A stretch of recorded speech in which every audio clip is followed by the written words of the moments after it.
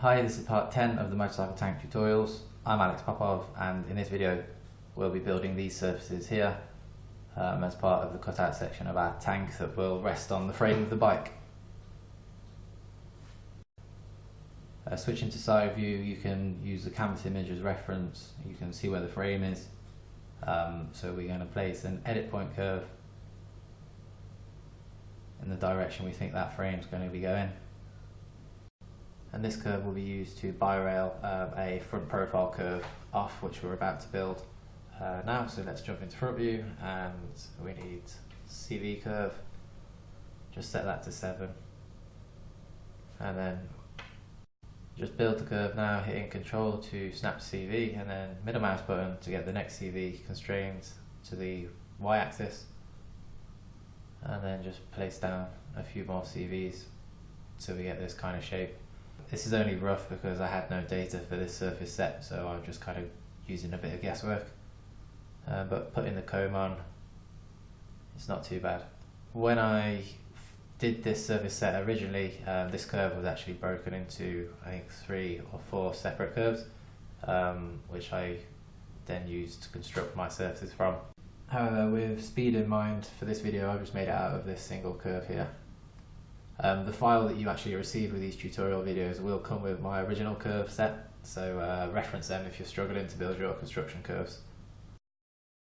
And I've just been using the transform CV tool to move my CVs and drive my comb into a shape that I'm happy with.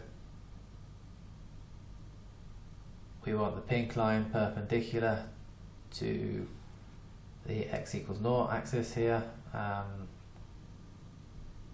And we want to pull these outboard a little bit.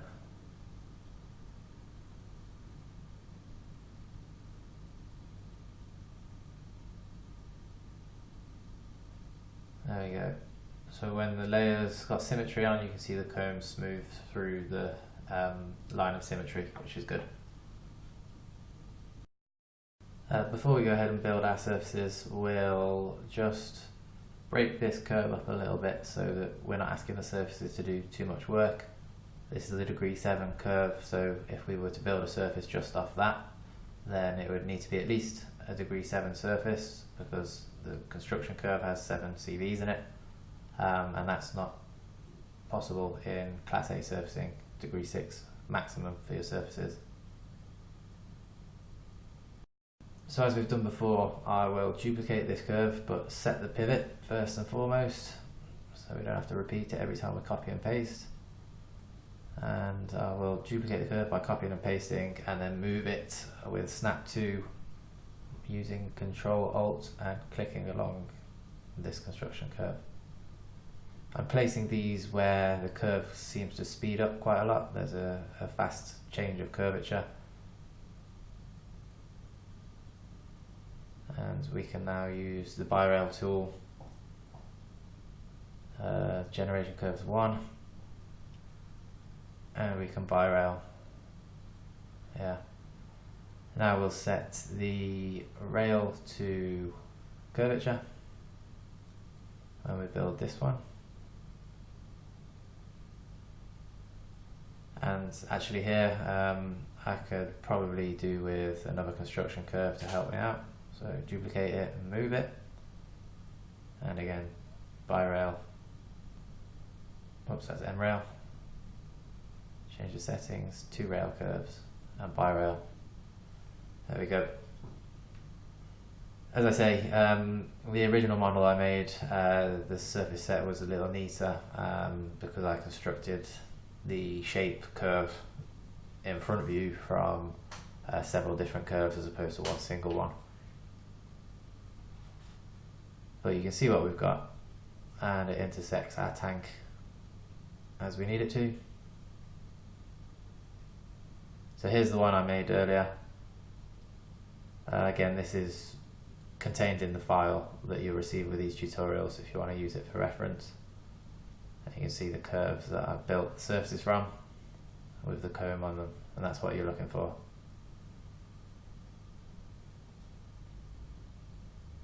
Just delete the locators. And I'll just keep these surfaces in. Now we're ready to intersect. So So select the surfaces that I want to intersect, hit spacebar, and then select the other intersecting surface set. Just click on the surface once, otherwise you duplicate your curves on surface, which isn't good. And now we're ready to trim. Oh no, we've got a positional error in our curves on surface. So zoom in to assess the situation, and what we'll probably have to do is just extend the curve on surface. Yeah. So object edit, extend, with merge on and extrapolate option, and just extend that curve on surface. Now we've got position, there's no gaps, so we can trim.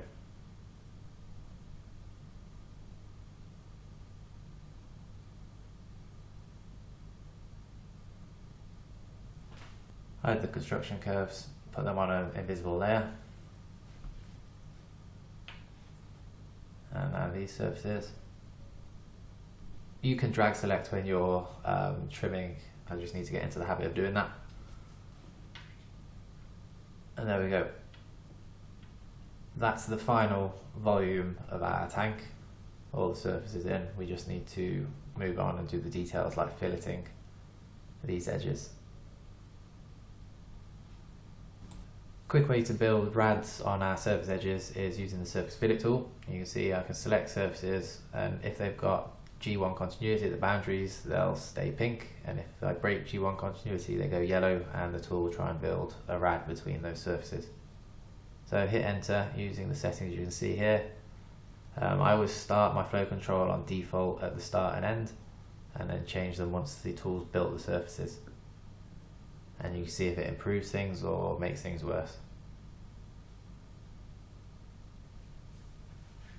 Okay, so we have tangency along the problem boundaries but not curvature.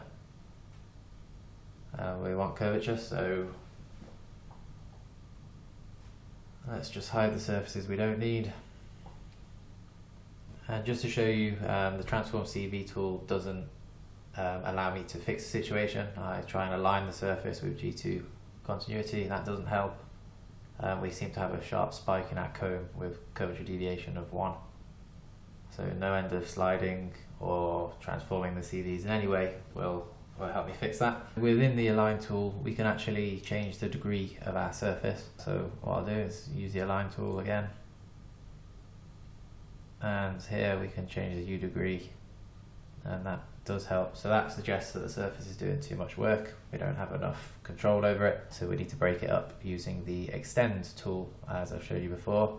With merge off, extend backwards from that surface boundary, and now with merge on, again extend backwards from this surface boundary. Be sure to select the larger surface and delete the history, then snap to the surface boundary of the new surface we just put in. At this point we can change the degree of these surfaces both to 5 in the control panel here. Remember to accept this change, otherwise the surface just reverts back to a degree 8 surface. And now we're ready to move on to the other surface boundary we're having G2 continuity issues with. Just to mention, tangency is acceptable along the boundaries of our fillet surfaces, so this direction. Curvature where possible, but tangency is okay. We do want curvature leading in from our main surfaces though. That was just part of the brief for this build.